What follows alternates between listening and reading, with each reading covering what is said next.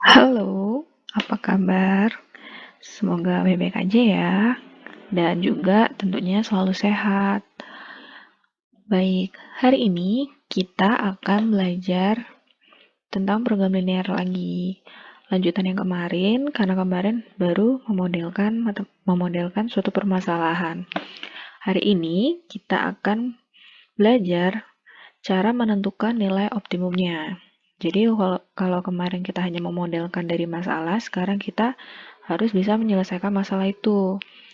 Nah, ada dua metode yang digunakan dalam menyelesaikan masalah, yaitu metode uji titik pojok dan metode garis lidik.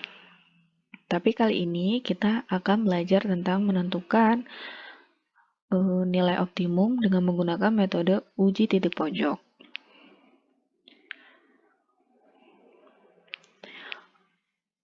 Oke, sebelum kita gimana sih menggunakan metode titik pojok itu, kita harus tahu dahulu apa sih metode titik pojok itu.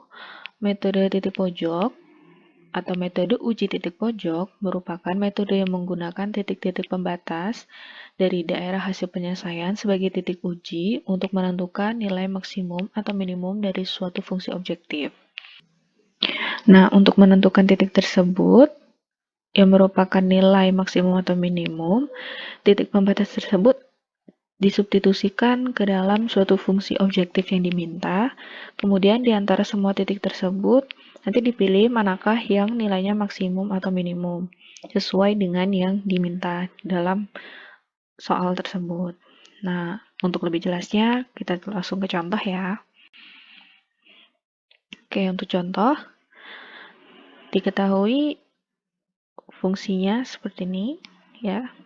Tentukan x, y sedemikian rupa sehingga fungsi objektif maksimum z sama dengan 8000x ditambah 6000y dengan kendalanya 2x ditambah 2y kurang dari sama dengan 100, kemudian 2x ditambah 4y kurang dari sama dengan 160, kemudian 6x ditambah 4y kurang dari sama dengan 280, kemudian x lebih besar sama dengan 0, y lebih besar sama dengan 0, dan x, y merupakan elemen bilangan real. Sebelum menggunakan metode uji titik pojok, kita perlu tahu sketsa grafik dari semua kendala tersebut. Untuk menggambarkan sketsa grafik itu, kita dapat mengikuti langkah-langkah yang sebelumnya. Seperti yang kita udah bahas di pertemuan sebelumnya mengenai menentukan daerah hasil penyelesaian melalui pertidaksamaan. Sistem pertidaksamaan linear dua variabel ya. Oke. Nah, dari soal itu kan udah diketahui fungsi objektifnya ini, kemudian kendalanya. Nah, kendala ini kan kalau kita buat dalam grafik kan terlalu besar, sehingga kita bisa menyederhanakannya. Karena ini sama-sama ini 2x ditambah 2y kurang dari sama dengan 100, maka bisa disederhanakan menjadi x ditambah y kurang dari 50. Jadi ini sama-sama dibagi dengan 2 ya. Kemudian ini juga 12 dibagi 2, kemudian yang ini disederhanakan juga sama-sama dibagi 2. Hasilnya ini ya, x ditambah y kurang dari sama dengan 50, kemudian x ditambah 2y kurang dari sama dengan 80, dan 3x ditambah 2y kurang dari sama dengan 140. Kemudian untuk x itu lebih besar dari sama dengan 0, y lebih besar dari sama dengan 0, dan x, y merupakan elemen bilangan real. Selanjutnya kita mencari titik-titik koordinat dari masing-masing pertidaksamaan. Nah, di sini kita tadi sudah menemukan dari masing-masing pertidaksamaan. Maka ketiga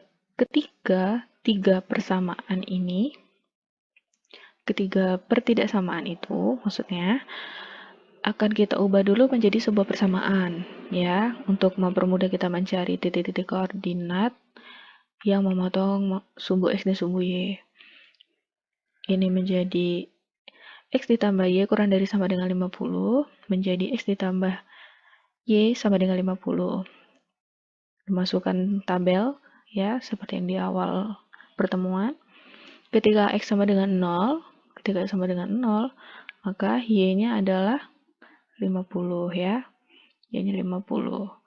Kemudian kalau Y-nya 0, kebalikannya ya, maka nilai X-nya adalah 50. Maka titik koordinatnya diperoleh 0,50 dan 50,0. Kemudian pertidasamaan selanjutnya itu 3x ditambah 2y kurang dari sama dengan 140 itu menjadi 3x ditambah 2y sama dengan 140. Oke. Sama dengan sebelumnya ketika x sama dengan 0 ya. Ketika x sama dengan 0 berarti 3 kali 0 0 ditambah 2y sama dengan 140. Berarti y sama dengan 46 2/3 ya. Taruh di sini. Sorry. Bukan 46 ya, berarti 70. Ya, Y sama dengan 70. Ini ya, salah baca. Oke, kemudian ketika Y-nya sama dengan 0, maka nilai X-nya adalah 46 2/3. Jadi titiknya ini. Diperoleh titik koordinat dari persamaan ini adalah 0,70 dan 46 2/3,0. Selanjutnya untuk yang X ditambah 2Y kurang dari sama dengan 80 itu menjadi X ditambah 2Y sama dengan 80. Sama juga ketika X sama dengan 0 ya, sama dengan 0, maka 2Y sama dengan 80. Maka Y sama dengan 40. Ya, 40. Ketemu titiknya 0,40, kemudian ketika Y-nya sama dengan 0, maka X-nya adalah 80. Jadi ketemu titiknya 80,0. Oke. Nah, dari titik-titik tersebut, ketika kita gambarkan, kita akan memperoleh gambar seperti ini ya. Seperti gambar grafik ini. Oke. Kita gambarkan seperti ini. Dengan cara yang sudah seperti yang diajarkan pertemuan sebelumnya, ketika nilainya itu dia ini kurang dari, ya, maka daerah arsiran untuk X ditambah Y sama dengan 50, arah arsirannya ke sini ya.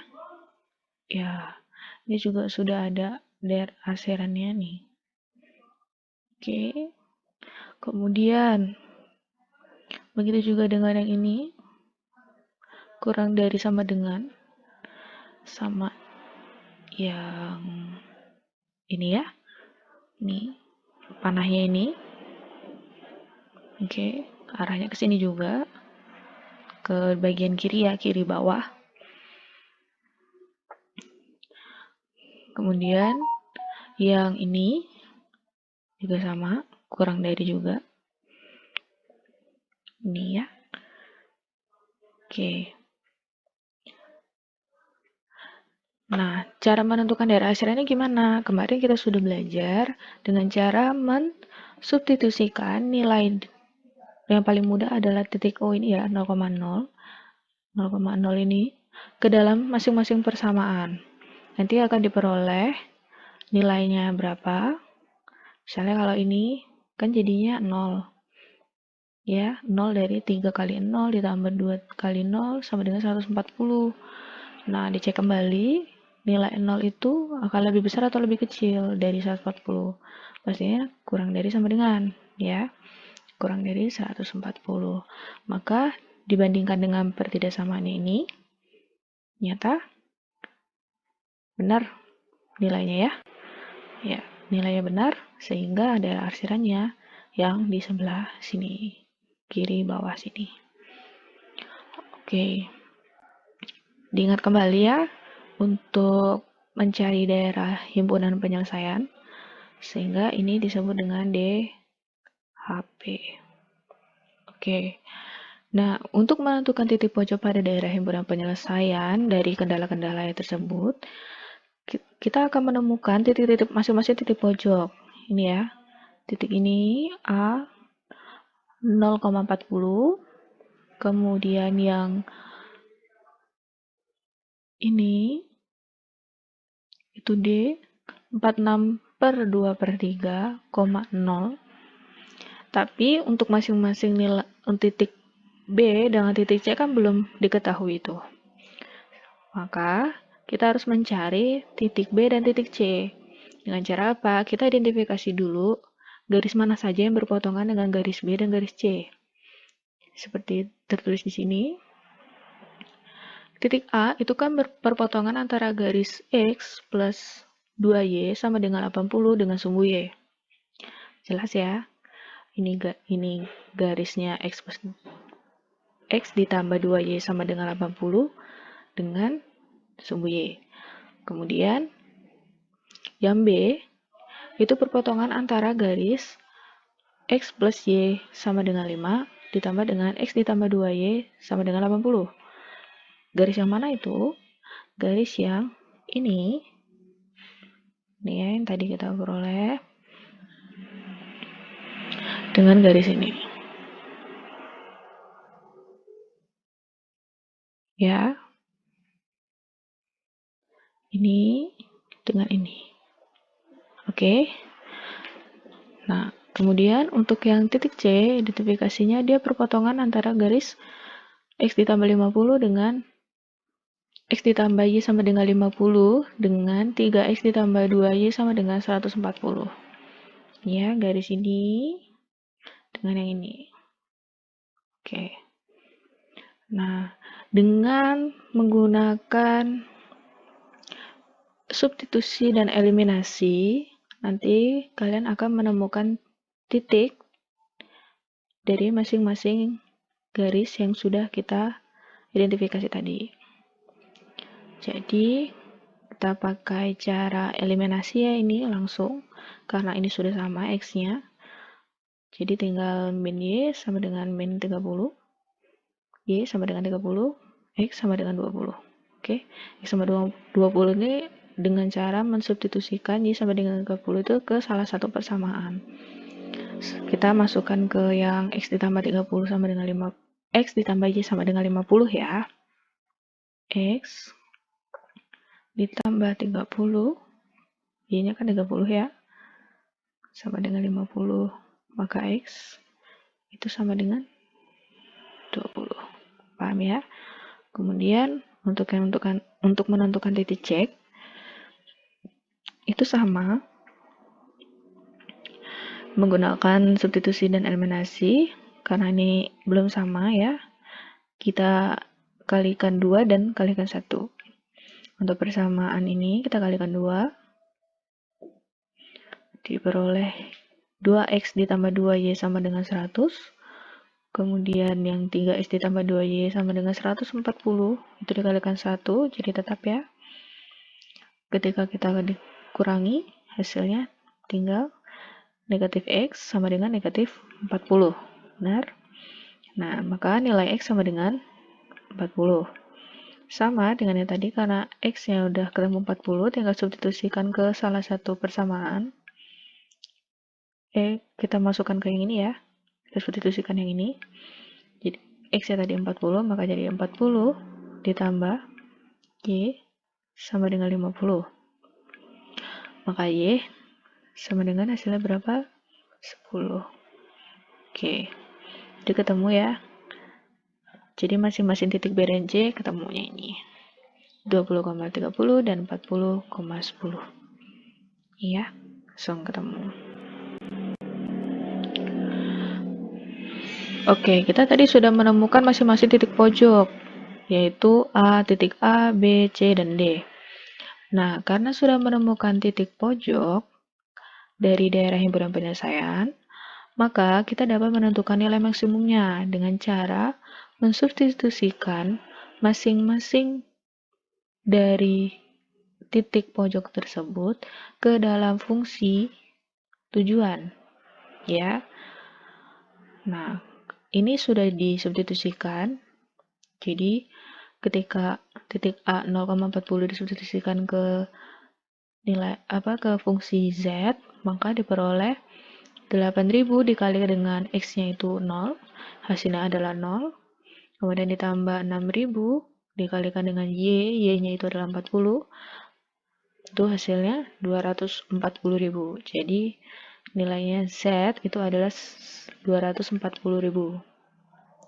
Begitu juga dengan titik D, titik B, 8.000 dikalikan dengan 20, ditambah 6.000 dikalikan dengan 30, hasilnya 340.000. Selanjutnya, titik C juga, ya, 8.000 dikalikan dengan 40, ditambah 6.000 dikalikan dengan 0, hasilnya 380.000. Titik D juga begitu, dengan hasil 373.33 sekian, gitu ya. Angkanya kurang bagus gitu. Jadi dari keempat titik ini yang sudah kita substitusikan diperoleh nilainya masing-masing, dan kita lihat manakah yang nilainya maksimum. Ternyata nilai maksimum ada di titik C, di mana nilainya adalah 380.000. Ini menjadi titik pojok dengan nilai yang paling maksimum. Oke. Dari sini, kalau dilihat mana yang menjadi nilai minimumnya. Seandainya jika ditanya mencari nilai minimumnya, maka nilai minimumnya itu yang paling kecil. Berapa di sini yang paling kecil? Yaitu di titik A dengan nilai 240.000. Itu ya. Nah, karena tadi yang ditanyakan adalah tentukan nilai X, Y dan nilai maksimumnya, maka nilai maksimum dari fungsi tujuannya adalah 380.000 pada titik pojoknya, titik C, yaitu 40,10. Jadi banyaknya X itu 40, banyaknya Y itu 10. Apabila kau ditanyakan sebuah barang gitu ya. Oke.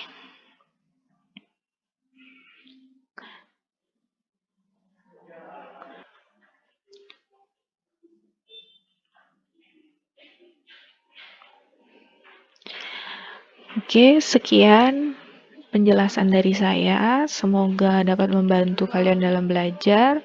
Jangan lupa untuk banyak-banyaklah berlatih menjawab soal agar kalian bisa. Tentunya soal-soal program linear ini banyak sekali soal-soal secara kontekstual, permasalahan-permasalahan kontekstual, dan kalian perlu banyak berlatih untuk memodelkan suatu permasalahan serta cara menentukan nilai optimumnya. Begitu. Terima kasih untuk hari ini. Selamat belajar.